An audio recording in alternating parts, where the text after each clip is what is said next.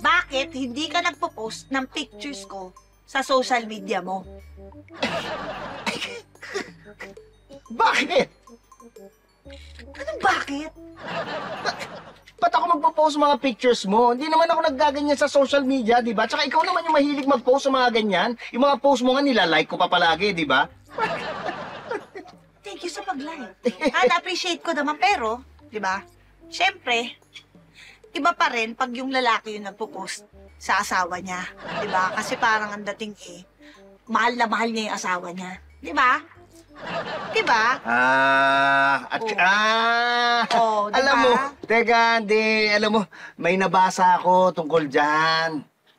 Sa... Yung mga lalaki na ganyan, na mahilig mag-post. Yung mga lalaki yung nagpo-post ng picture ng asawa nila sa social media. Nako, asahan mo, yan yung mga may ginagawang kalokohan. Mga guilty yan, mga pakitang tao yan. Yan yung mga hindi totoong nagmamahal sa asawa nila. Hindi ako ganyan. Yun yung dahilan kung bakit hindi ako nagpo-post ng picture mo.